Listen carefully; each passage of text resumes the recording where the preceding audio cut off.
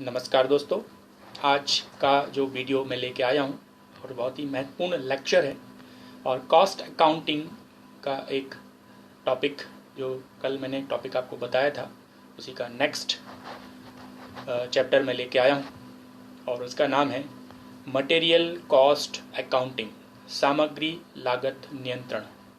अगर आप production field में हैं, मैन्युफैक्चरिंग फील्ड में हैं, मैन्युफैक्चरिंग इंडस्ट्रीज़ में हैं, तो कहीं ना कहीं ये लेक्चर आपके लिए बहुत ही ज़्यादा इम्पोर्टेंट होने वाला है। और स्टूडेंट के लिए तो, जो कॉमर्स के स्टूडेंट हैं उनके लिए तो एग्ज़ाम की दृष्टि से बहुत ही ज़्यादा महत्वपूर्ण टॉपिक होता है मटेरियल कॉस्ट अकाउंटिंग। जब कोई वस्तु या फिनिश्ड प्रोडक्ट तैयार किया जाता है तो उसको तैयार करने में जो रॉ मटेरियल का हिस्सा होता है वो 50% से ज़्यादा होता है। इसका मतलब जब मटेरियल हम परचेज करने जाएंगे, मतलब सामग्री का कंट्रोल आपको करना है, सामग्री कंट्रोल का उद्देश्य प्राप्त करना है, तो रॉ मटेरियल की कॉस्ट को कंट्रोल करना भी ज़रूरी होता है। सामग्री की लागत, कॉस्ट ऑफ मटेरियल को अगर हम कंट्रोल करना है तो परचेज ऑफ मटेरियल और स्टोरेज, इन दोनों को वेल प्लान्ड करना पड़ेगा। पहले से अच्छे से योजनाबद्ध तरीके से आपको सोचना पड़ेगा। इसके साथ साथ आपको अलग अलग कॉस्ट सेंटर पर जो आप मटेरियल सेंड करते हैं उसकी रीजनेबल क्वांटिटी या समय समय पर उसको भेजना और जो प्राइस है उसको ठीक से डिटरमाइन करना, प्राइस की जो पॉलिसीज़ होती है उनको ठीक से डिटरमाइन करना भी ज़रूरी होता है। सरल शब्दों में अगर हम कहें कि कॉस्ट ऑफ मटेरियल परचेज से शुरू होता है और उसको स्टोर करना और प्रोडक्शन के लिए इशू करने के पश्चात उसको सफलतम और कुशलतम उपयोग तक किया जाना ज़रूरी है। उसको सक्सेसफुली आपको कैसे आप मैनेज करते हैं, ये होता है मटेरियल कॉस्ट अकाउंटिंग। इसको 3 पार्ट्स में हम मटेरियल कॉस्ट अकाउंटिंग करते हैं। पहला होता है आपको purchase and storage of material, second होता है कंट्रोल ऑफ मटेरियल स्टॉक और थर्ड होता है determination policies of material cost. Material cost की क्या क्या पॉलिसीज हों, इस बात का आपको ध्यान रखना होता है। हम बात करते हैं purchase of material and purchase cycle. ये सामग्री को कैसे क्रय करना है और क्रय करने का एक चक्र होता है, एक साइकिल होती है, एक प्रोसेस होती है, उसको बड़े ही ध्यान से करना ज़रूरी होता है। तो एक फिनिश्ड गुड्स की क्वालिटी को अगर आपको मेंटेन करना है तो गुड्स जो उसमें यूज्ड होने वाला है उसकी क्वालिटी पर डिपेंड करता है। इसका मतलब जब आप गुड्स खरीदने जाते हैं तो पूरी तरह से आपको ध्यान रखना है कि अच्छी क्वालिटी का गुड्स खरीदा जाए, परचेज किया जाए। इसके लिए आवश्यक होता है कि परचेज डिपार्टमेंट को ठीक क्वालिटी की मटेरियल और रीजनेबल प्राइस पर परचेज करना ज़रूरी है और जिससे कि जो फिनिश प्रोडक्ट की कॉस्ट आने वाली है वो एडवर्स ना हो, विपरीत तरीके से बढ़े ना। परचेज साइकिल क्या होती है? क्रय चक्र। परचेज साइकिल में कुछ 8 आपको स्टेप याद रखना है। उन स्टेप बाय स्टेप को ध्यान से करते करते आपकी परचेज साइकिल पूरी हो जाती है और आपका जो ऑब्जेक्ट होता है कि मटेरियल की कॉस्ट को कंट्रोल करना है वो पूरा हो सकता है।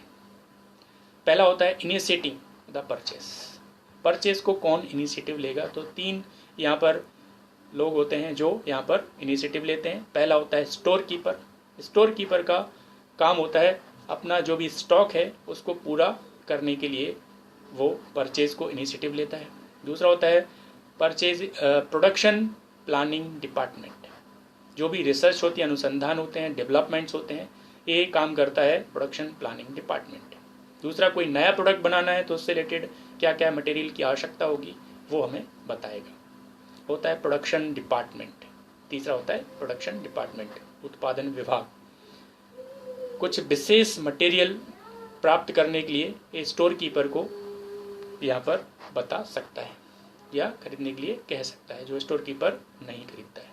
तो परचेज को इनिशिएटिव लेने के लिए store keeper, production planning department और प्रोडक्शन डिपार्टमेंट। जैसे ही इनिशिएटिव लिया जाता है तो उसके लिए एक सेकंड स्टेप होती है परचेज रिक्विजिशन। क्रय की डिमांड, क्रय की मांग क्या होती है? तो जो परचेज रिक्विजिशन होता है वो परचेज डिपार्टमेंट के द्वारा एक पर्टिकुलर लिस्ट तैयार की जाती है और परचेज करने के लिए एक रिक्वेस्ट भेजी जाती है, निवेदन किया जाता है। ये परचेज रिक्विजिशन फॉर्म पर इस प्रकार का आप परचेज रिक्विजिशन भरते हैं। इस प्रकार से हम देख सकते हैं परचेज रिक्विजिशंस में एक सबसे महत्वपूर्ण होता है कि ये काम कौन करेगा। तो नॉर्मली ये काम स्टोर कीपर के द्वारा किया जाता है, जो प्रमुख रूप से इस प्रकार की लिस्ट तैयार कर सकता है। लिस्ट तैयार करने के लिए एक बिल ऑफ मटेरियल, सामग्री का एक बिल तैयार किया जाता है। बिल से यहाँ पर क्या मतलब होता है मैं आपको बता दूं।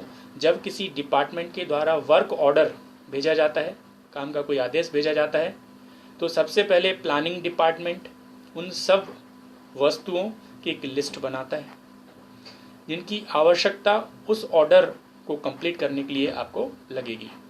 इस लिस्ट को बनाते समय काम में आने वाली सभी वस्तुओं की क्वांटिटी और क्वालिटी को ध्यान में रखना होगा, विशेष रूप से ध्यान रखना है। और लिस्ट में जो भी छोटी से छोटी या बड़ी से बड़ी वस्तुओं की आवश्यकता है उन सबको इस पे लिख दिया जाता है।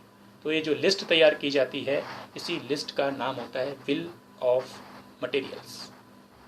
थर्ड पॉइंट होता है वेरी वेरी इंपॉर्टेंट, क्योंकि इसका टाइटल नाम है इम्पोर्टेंट फैक्टर्स रिगार्डिंग परचेज। जब आप परचेज करें तो कुछ फैक्टर्स इफेक्ट कर सकते हैं, और ये सामग्री को परचेज करने के लिए आपकी जो भी प्रॉब्लम्स है उसको हम प्रॉब्लम को सॉल्व कर सकते हैं अगर इन फैक्टर्स का ध्यान रखा जाए। पहला क्वेश्चन होता है क्या क्रय किया जाए, व्हाट टू परचेज। तो आपको परचेज करते समय आपको डिस्क्रिप्शन देखना है, क्या क्या आवश्यकता है, स्पेसिफिकेशन, स्पेशली कोड नंबर होता है और कुछ सिंबल्स होते हैं जब मटेरियल को हम खरीदते हैं। वो ध्यान रखना है कि किस टाइप का मटेरियल खरीदा जाए या क्या खरीदा जाए, व्हाट टू परचेज। सेकंड होता है व्हेन टू परचेज, कब परचेज किया जाए। तो हमें उस समय परचेज करना है जब हमारा आदेश बिंदु प्राप्त हो जाए, जब हमें पर्टिकुलर लगे कि अब आदेश देना ज़रूरी है, नहीं तो ये शॉर्टेज हो सकता है। तो आदेश बिंदु प्राप्त करने पर हमें खरीदना है, व्हेन टू परचेज। कितना परचेज करना है, कितना क्रय किया जाए, हाउ मच टू परचेज। ये तीसरा क्वेश्चन होता है, हाउ मच टू परचेज। सामग्री को इकोनॉमिक ऑर्डर क्वांटिटी में खरीदना चाहिए, जिससे कम से कम लागत में हमें मटेरियल प्राप्त हो जाए, और इतना मटेरियल खरीदें कि ये स्टोर में रखने में प्रॉब्लम ना हो, ज़्यादा ना खरीदें और प्रोडक्शन में भी कमी ना हो। जिस हिसाब से ध्यान रखा जाता है हाउ मच टू परचेज, उतना परचेज किया जाए जिसमें कॉस्ट कम से कम हो, इकोनॉमिक ऑर्डर क्वांटिटी के हिसाब से ही खरीदना होगा। फोर्थ स्टेप होता है सिलेक्शन ऑफ सप्लाई। जैसे ही बिल ऑफ मटेरियल तैयार हो जाता है, लिस्ट ऑफ मटेरियल तैयार हो जाता है कि क्या क्या हमें खरीदना है, उसके बाद सेकंड स्टेप होता है सिलेक्शन ऑफ सप्लायर, आपूर्तिकर्ता का सिलेक्शन, जो हमें सप्लाई के ऑर्डर दे सकें। इसके लिए हम अलग अलग सप्लायर्स से टेंडर मंगवाते हैं, कोटेशंस मंगवाते हैं, और अपने डिमांड की जाती है कि आप कोटेशन भेजिए। इसी प्रकार से जो सप्लायर होते हैं उनका सिलेक्शन जब भी करेंगे बड़ी केयरफुली आपको करना, सावधानी से करना होता है, क्योंकि किसी फर्म की फेथफुलनेस या जो विश्वसनीयता है, क्रेडिट क्या है, और बिजनेस की कंडीशंस को फुलफिल करता है कि नहीं करता है, और हमारा पिछला एक्सपीरियंस कैसा रहा है, ये सब बातों को ध्यान में रखते हुए ही सिलेक्शन ऑफ सप्लायर, आपूर्तिकर्ता का हमें चयन करना होगा। उसके बाद जैसे ही सिलेक्शन हो जाता है सप्लायर का, हम परचेज ऑर्डर देते हैं। अगला स्टेप होता है परचेज ऑर्डर, क्रय का आदेश। जो भी हमारे पास टेंडर्स आए हैं उनको हमने एक्सेप्ट करने के बाद फर्म्स को परचेज ऑर्डर भेजे जाएंगे, सेंड किए जाते हैं। टेंडर एक तरह से हमारे पास एक प्रपोजल होता है, प्रस्ताव होता है, आप चाहें तो ऑर्डर दें और चाहे तो ना दें। तो टेंडर या कोटेशन एक प्रपोजल होता है, जबकि परचेज ऑर्डर एक कॉन्ट्रैक्ट होता है, एक समझौता होता है, कि आपको परचेज ऑर्डर को सप्लाई ऑर्डर भी कह सकते हैं। इस प्रकार से परचेज ऑर्डर आपको देना है। नेक्स्ट, मैं परचेज ऑर्डर देते समय एक प्रिंटेड फॉर्म पर सारी डिटेल्स लिखी जाती है, जिसमें quantity of material, quality of material, जो भी डायरेक्शंस हैं, कंडीशंस है, वो लिख दी जाती है। क्या रेट पर आप परचेज करने हैं तो rate of goods, place and date of delivery, कब और किस डेट में किस स्थान पर ये भेजा जाना है। इसके अलावा सोर्स ऑफ ट्रांसपोर्टेशन, यातायात का क्या साधन होगा, ट्रांसपोर्टेशन की फैसिलिटी क्या होगी, कैसे गुड्स को हमारे पास भेजा जाएगा। तो ये परचेज ऑर्डर हो जाता है। नेक्स्ट स्टेप होता है 6 नंबर होता है रिसीप्ट ऑफ मटेरियल। जैसे ऑर्डर दे दिया जाता है तो ऑर्डर हमारे पास आएगा तो सामग्री को प्राप्त करना है, कैसे हम प्राप्त करेंगे। तो बड़े बड़े जब इंडस्ट्रीज़ होते हैं, उपक्रम होते हैं, बड़े बड़े मैन्युफैक्चरिंग फैक्ट्रीज़ होती हैं, तो एक बड़े उपक्रम में एक अलग से सेपरेट डिपार्टमेंट होता है और इस डिपार्टमेंट का होता है रिसीविंग डिपार्टमेंट्स। तो जो भी हमने वर्क ऑर्डर दिया है वो डिपार्टमेंट सप्लाई को क्या करेगा, रिसीव करता है। और छोटे अगर इंडस्ट्रीज़ की बात करें, छोटे मैन्युफैक्चरिंग फील्ड्स की बात करें तो वहाँ पर स्टोर कीपर के द्वारा ये रिसीविंग का काम किया जाता है। रिसीविंग डिपार्टमेंट परचेज ऑर्डर से या जो भी परचेज ऑर्डर दिया है उससे गुड्स को मैच करेगा, चेक करने के बाद अपनी एक रिपोर्ट तैयार कर दी जाता है कि जो भी क्वांटिटी है, रेट्स है, वो ठीक है। अगर ज़्यादा आ गया है तो उसको कैसे रिटर्न करना है या डिफेक्टिव है, ये सारा डिटेल उसमें रिपोर्ट में वो लिख देगा। नेक्स्ट होता है, ये सब चेक करने के बाद वो इंस्पेक्शन डिपार्टमेंट के पास चला जाता है। जो भी रिसीव हुई सामग्री उसका इंस्पेक्शन किया जाएगा, निरीक्षण किया जाएगा। तो इंस्पेक्शन डिपार्टमेंट क्या करेगा, इस रिसीविंग सामग्री को निरीक्षण करेगा, उसकी क्वालिटी को और स्पेसिफिकेशन अगर कुछ स्पेशली नोट लगा हुआ है उसको देखेगा और संबंध में पूरा करता है।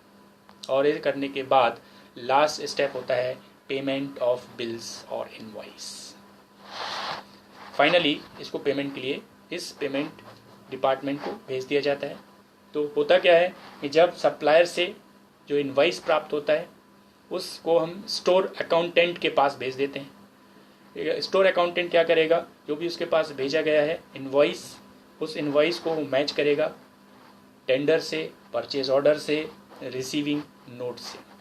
इसके बाद स्टोर अकाउंटेंट इनवॉइस को अप्रूव्ड कर देता है, अनुमोदित कर देता है और पेमेंट के लिए पेमेंट डिपार्टमेंट को भेज देता है।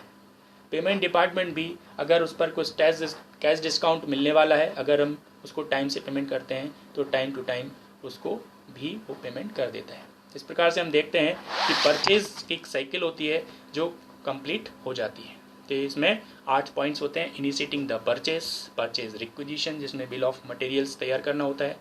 फिर important factors regarding to purchase, selection of supplier, फिर परचेज ऑर्डर, फिर रिसीविंग, उसके बाद होता है आपका इंस्पेक्शन और उसके बाद होता है पेमेंट ऑफ बिल और इनवॉइस। इस प्रकार से आप मटेरियल कॉस्ट अकाउंटिंग में सबसे ज़्यादा ज़रूरी होता है कि फिनिश गुड्स की क्वालिटी अच्छी रखना है, तो आपको जो रॉ मटेरियल उसमें लगने वाला है उसकी क्वालिटी पर भी आप विशेष रूप से ध्यान रखें। तो ये परचेजिंग का एक जो साइकिल होता है उसको अगर आप सावधानी से पूरा करते हैं तो आपकी जो क्वालिटी होती है प्रोडक्ट्स की वो अच्छी हो जाती है। क्योंकि कहा जाता है कि मटेरियल की कॉस्ट को आप अगर कंट्रोल करते हैं तो उसकी क्वालिटी बनी रहती है, लेकिन अगर कॉस्ट को रिड्यूस करते हैं तो क्वालिटी से कंप्रोमाइज़ करना होगा। तो आपको हमेशा मटेरियल की कॉस्ट को कंट्रोल करना है, रिड्यूस नहीं करना है। इस बारे में मैं एक आपको स्टोरी सुनाता हूँ कि आपने एक बहुत बड़े कॉन्ट्रैक्टर थे जो बड़े बड़े कॉन्ट्रैक्ट लेते थे और इंडिया में बहुत फेमस हो चुके थे। तो इस कॉन्ट्रैक्टर की एक हेल्प करने के लिए असिस्टेंट रखा हुआ था और असिस्टेंट भी वो 10 या 20 साल से उनके पास काम कर रहा था। कॉन्ट्रैक्टर को अचानक से फॉरेन में एक टेंडर मिल जाता है, कॉन्ट्रैक्ट मिल जाता है और वो 6 महीने के लिए वो फॉरेन चले जाते हैं और अपने असिस्टेंट को बोलते हैं कि समुद्र किनारे एक बहुत अच्छा बंगला तैयार किया जा रहा है तो इसको आपको कंप्लीट कराना है। और उस पर विश्वास करके वो चले जाते हैं। विश्वास करके चले आते हैं तो यहाँ असिस्टेंट बोलता है और अपने आप में सोचता है कि मालिक को क्या मालूम, अगर मैं लोकल क्वालिटी का मटेरियल लगा देता हूँ तो सारा मटेरियल ईंट, रेती, पत्थर, जो भी कंक्रीट का सब लोकल क्वालिटी का उसमें लगाता है तो बढ़िया बंगला तैयार हो जाता है।